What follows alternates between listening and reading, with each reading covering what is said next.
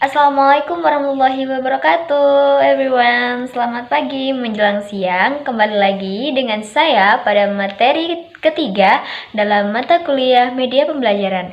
Nah, sebelum lanjut, nama saya Hikmatul Hasanah dengan NIM 2024 112682 semester 2 kelas 2B. Topik kali ini yaitu teori kerucut pengalaman oleh Edgar Dale. Dan dosen pengampunya yaitu Bapak Dr. Ahmad Ihwanul Mutakin, MPDI. Melalui pengalaman yang konkret, serta mengklasifikasikan beberapa metode belajar.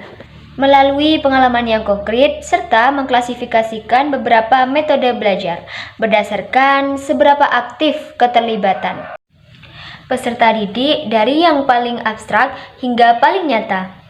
Begitulah yang dikemukakan oleh teori kerucut pengalaman Edgar Dale. Teori kerucut pengalaman ini dikembangkan oleh Edgar Dale pada tahun 1946 dalam bukunya yaitu Audiovisual Methods in Teaching. Nah, konsep ini menggambarkan bagaimana manusia belajar dan mempertahankan informasi berdasarkan tingkat keterlibatan dalam proses belajar. Nah, selanjutnya yaitu struktur pengalaman Edgar Dale. Kerucut pengalaman ini disebut dengan cone of experience. Adalah teori yang dikembangkan oleh Edgar Dale pada tahun 1946 untuk menggambarkan berbagai tingkat pengalaman belajar manusia. Nah, teori ini mengilustrasikan bagaimana tingkat keabstrakan atau kekonkretan suatu pengalaman berpengaruh terhadap pemahaman dan retensi informasi.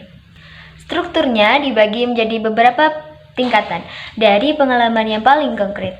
Yang pertama yaitu pengalaman langsung atau direct purposeful experience. Maksudnya adalah belajar melalui pengalaman nyata seperti melakukan eksperimen atau praktik langsung. Nah, yang kedua, pengalaman yang dimanipulasi atau continued experience. Ini melibatkan model atau simulasi untuk mendekati pengalaman nyata seperti penggunaan alat peraga. Nah, yang ketiga, pengalaman drama atau bermain peran.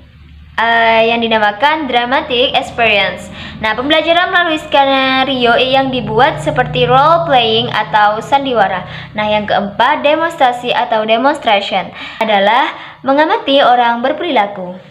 Selanjutnya, pelajaran lapangan atau field trips, yaitu mengunjungi tempat tertentu untuk memperoleh pengalaman langsung. Nah, yang keenam, pameran atau exhibit, yaitu belajar melalui tampilan visual seperti poster, pameran ilmiah, atau galeri seni. Nah, yang ketujuh, televisi, video, dan film, educational, television, motion pictures, video, dan lain-lain. Dalam hal ini memanfaatkan audio visual. Yang kedelapan, gambar dan foto, atau still pictures, recordings, and radio. Dalam metode ini menggunakan gambar rekaman suara atau siaran radio untuk menyampaikan informasi. Nah, yang kesembilan, simbol visual atau visual symbols. Belajar melalui grafik, diagram peta atau simbol lainnya. Nah, yang terakhir nih, simbol verbal atau verbal simbol. Nah, pembelajaran melalui kata-kata baik dalam bentuk lisan maupun tulisan. Nah, selanjutnya yaitu implikasinya dalam pembelajaran. Nah, implikasi dalam pembelajaran teori ini adalah pemilihan media pembelajaran yang tepat atau memilih materi yang sesuai. Nah, pengalaman belajar yang konkret atau belajar yang langsung. Selanjutnya, variasi metode pembelajaran pada teori ini adalah pendidik didorong dengan berbagai metode dan berbagai metode pembelajaran. Nah, kritik terhadap kerucut pengalaman ini atau kekurangan pada teori ini adalah tidak berdasarkan penelitian empiris yang lebih bersifat deskriptif dan tidak didasarkan penelitian ilmiah yang ketat. Juga terbatas dalam konteks pembelajaran modern yang tidak memasukkan teknologi digital serta fokus terhadap faktor lain dalam pembelajaran karena hanya membahas media dan pengalaman. Tak terasa beberapa pengetahuan yang saya berikan sudah selesai, yakni kesimpulan dari PowerPoint saya.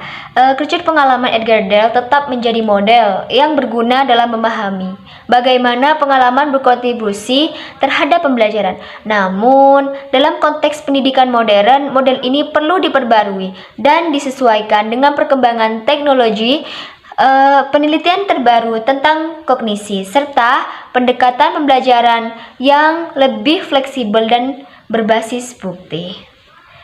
Berikut beberapa referensi yang saya ambil. Nah, saya mengambil dari beberapa jurnal. Terima kasih, kurangnya banyak, lebihnya nggak ada. Wassalamualaikum warahmatullahi wabarakatuh. Bye-bye everyone.